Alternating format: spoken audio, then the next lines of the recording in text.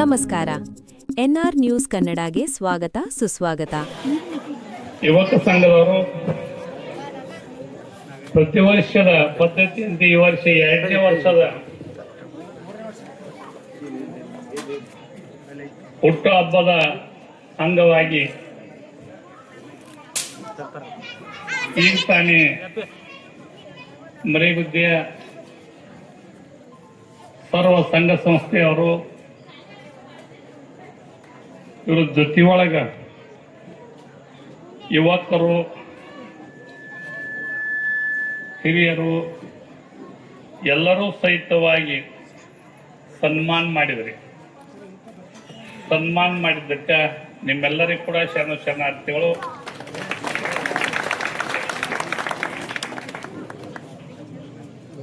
ಸಮಾಜದೊಳಗ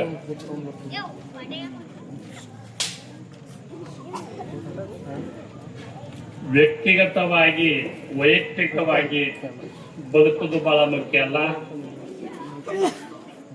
ಸರ್ವರು ಒಳಗೊಂಡು ಬೆಳೆಯುವಂತ ಮನುಷ್ಯನಾದ್ರೆ ಅವನಿಗೆ ಬೆಳಕು ಕಾಣುತ್ತೆ ಎಂಬುದು ಇದೇ ಒಂದು ನಮ್ಮ ವೇದಿಕೆ ಕಾರಣ.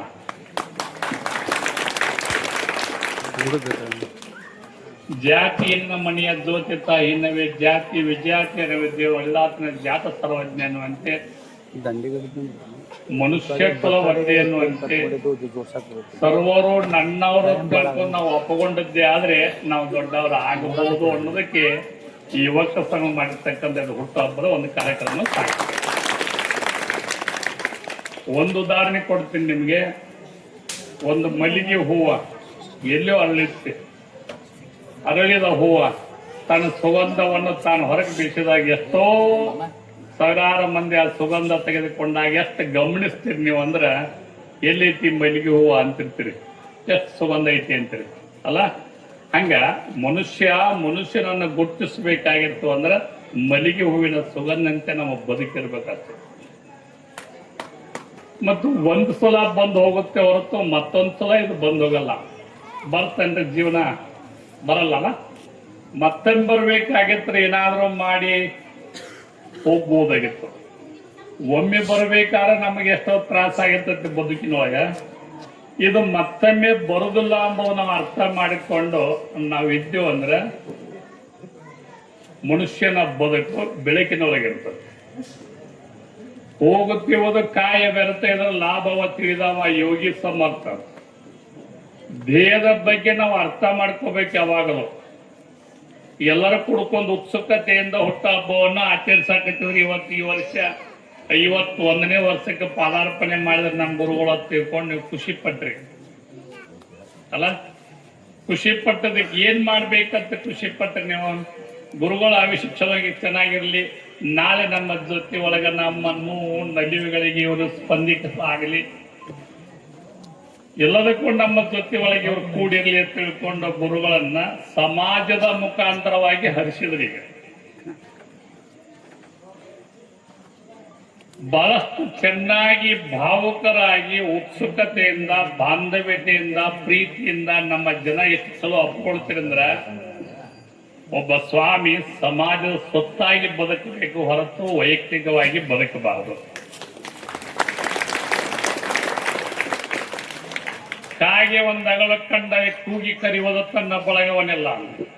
ಕೋಳಿ ಒಂದು ಗುಟ್ಟಕ್ಕೆ ಕಂಡ್ರೆ ಕೂಗಿ ಕರೆಯುವುದು ತನ್ನ ಕುಲವನ್ನೆಲ್ಲ. ನೋಡ್ರಿ, ಒಂದು ಕಾಳ ಏನಾದ್ರೂ ಒಂದು ಸಿಕ್ತಿ ಅಂದ್ರ, ಒಂದು ಕೋಳಿ ದೊಡ್ಡ ಕೋಳಿ ಸಿಕ್ತಿ ಅಂದ್ರ ತನ್ನ ಬಳಗ ಕರ್ಕೊಂಡು ತಿನ್ನುತ್ತೆ. ಕಾಗಿ ಕರ್ಕೊಂಡು ತಿನ್ನುತ್ತೆ. ಮನುಷ್ಯ ನಾನು ಎತ್ತಿಕೊಂಡು ಬರೋದಲ್ಲ, ನೀವೆತ್ತಿಕೊಂಡು ಬರೋದಲ್ಲ.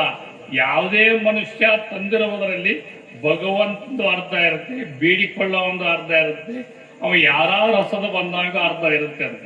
ಅದು ನಂದು ತಿಳ್ಕೊಂಡು ನಾವು ಮುಚ್ಚಿಟ್ಟುಕೊಂಡಿದ್ದೀವಿ ಅಂದ್ರೆ ಅದು ನಮ್ಮದಾಗಿರೋದಿಲ್ಲ, ಅದು ಮತ್ತವ್ರ ಪಾಲಾಗಿರುತ್ತೆ. ಒಂದು ಉದಾಹರಣೆ ನಿಮಗೆ ಕೊಡ್ಬೇಕು ಅಂದ್ರೆ, ರೈತ 3 ತಾಳ ಇಟ್ಟು ಬಿತ್ತಿರ್ತೀನಿ ನೀವು.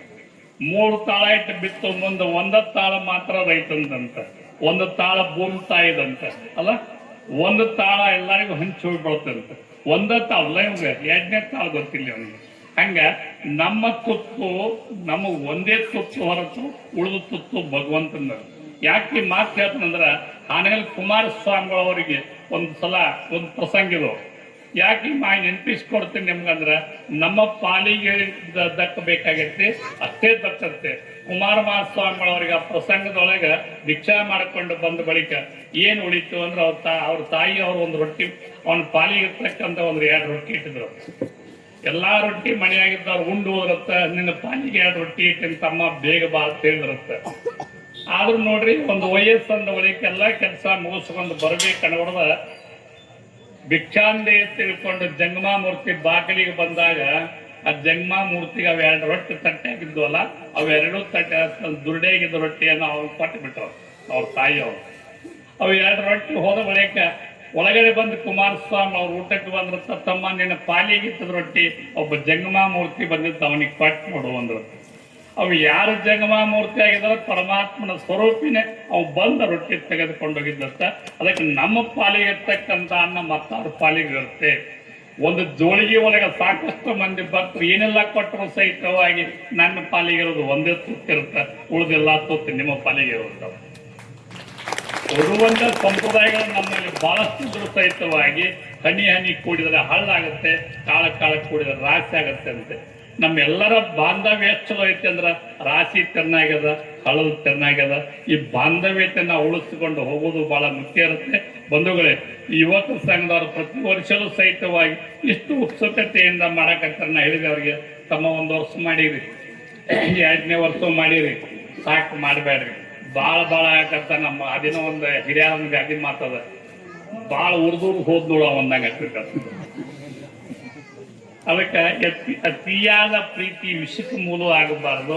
ಅದಕ್ಕೆ ಎಷ್ಟು ಬಾಂಧವ್ಯ ಇರ್ತೈತಿ ನಮ್ಮ ಮನೆ ದೇವರು ಅನ್ನೋದಕ್ಕೆ ನನಗ್ ಗೊತ್ತದ. ಉಳಿದವ್ರಿಗೆ ಯಾಕೆ ಗೊತ್ತೈತೆ ಬಿಟ್ಟದ್ ನನಗೆ ಗೊತ್ತಿಲ್ಲ. ಬಲೆ 18 ಜಾತಿ ನನ್ನ ಸಹಿತ ಸಹಿತವಾಗಿ ಯಾವ ಬಾಯಿ ಒಳಗೆ ಯಾವ ಸಕ್ಕರೆ ಹಾಕಬೇಕಂತ ನನಗೆ ಗೊತ್ತದ, ಯಾರನ್ನ ಹೆಂಗ್ ಉಳಿಸ್ಬೇಕಂತ ನನಗೆ ಗೊತ್ತದ, ಯಾರನ್ನ ಯಾವ ಬಾಂಧವ್ಯ ಪ್ರೀತಿಯಿಂದ ಇಟ್ಕೋಬೇಕಂತ ನನಗೆ ಗೊತ್ತದ.